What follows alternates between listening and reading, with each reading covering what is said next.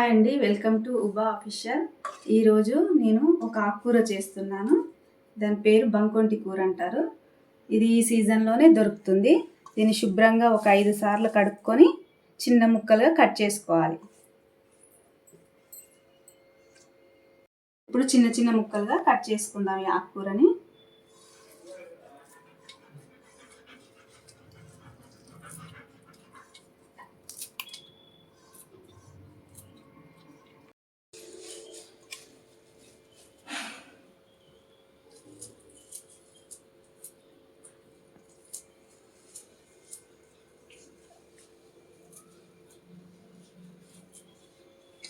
ఇది కొంచెం బంకలాగా ఉంటుంది. మనం కూర వండుకుంటుంటే ఆ బంక అంతా పోతుంది. దీంట్లో మనం ఎగ్స్ వేసుకొని కూడా వండుకోవచ్చు. కొంచెం పెసరపప్పు కూడా వేసుకొని వండుకోవచ్చు. ఇప్పుడు నేనైతే ఎగ్స్ వేసి వండుతున్నాను.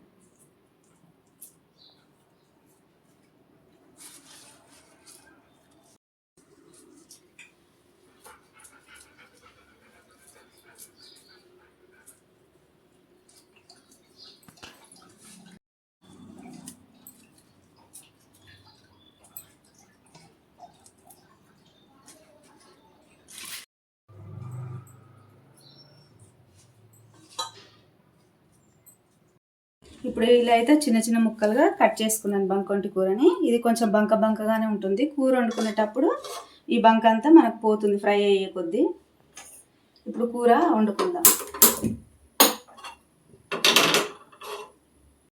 ఆయిల్ వేసుకుందాం.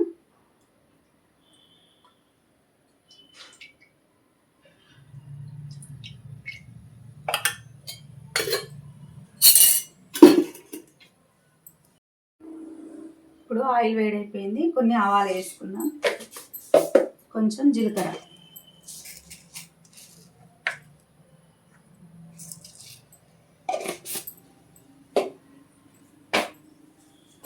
ఇప్పుడు సన్నగా కట్ చేసుకున్న ఉల్లిపాయ ముక్కలు వేసుకుందాం.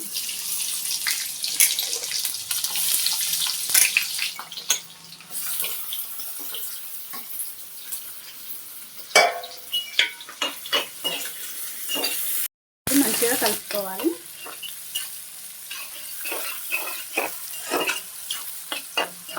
ఇప్పుడు వెల్లుల్లిపాయలు దంచుకొని వేసుకోవాలి. అల్లం వెల్లుల్లిగడ్డ పేస్ట్ అయితే వేసుకోవద్దు, ఓన్లీ ఎల్లిపాయలు దంచుకొని వేసుకోవాలి.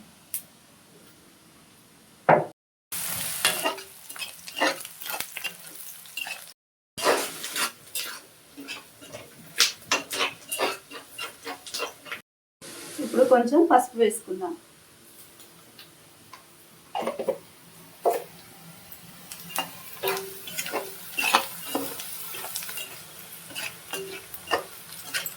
ఇప్పుడు ఈ బంకొంటి కూరను ఇందులో వేసుకుందాం.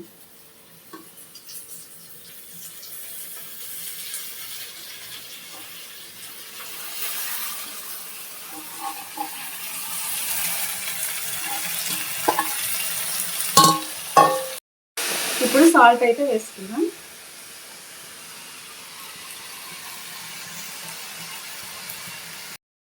ఇప్పుడు మంచిగా కలుపుకొని ఒక 10 నిమిషాలు మూత పెట్టుకుందాం.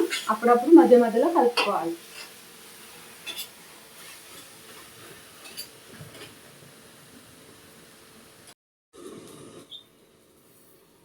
ఒకసారి కలుపుకుందాం. ఇప్పుడు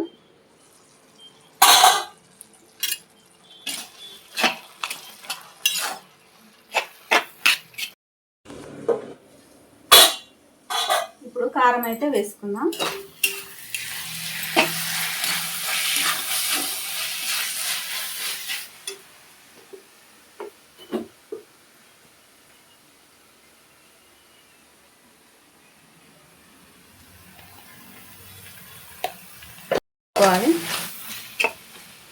మంచిగా కలుపుకున్నాక ఎగ్స్ వేసుకుందాం. ఇప్పుడు ఎగ్స్ వేసుకుందాం.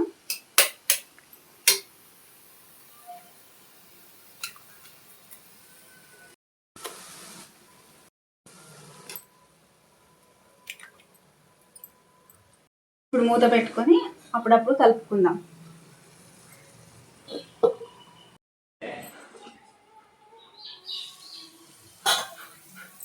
ఒకసారి అయితే కలుపుకుందాం.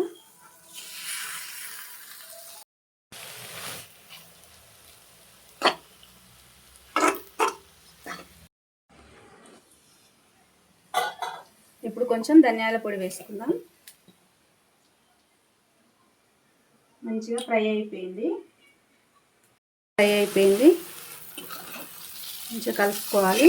ఇగో ఎక్కడ కూడా బంక అనేది లేదు. మనం కట్ చేసుకున్నప్పుడు బంక ఉండే కదా, ఇగో ఇప్పుడే మంచిగా ఫ్రై అయింది చూడండి. మన ఎగ్ బంకొంటి కూర రెడీ అయిపోయింది. ఎంతో టేస్టీగా ఉండే ఈ కర్రీ. తినండి.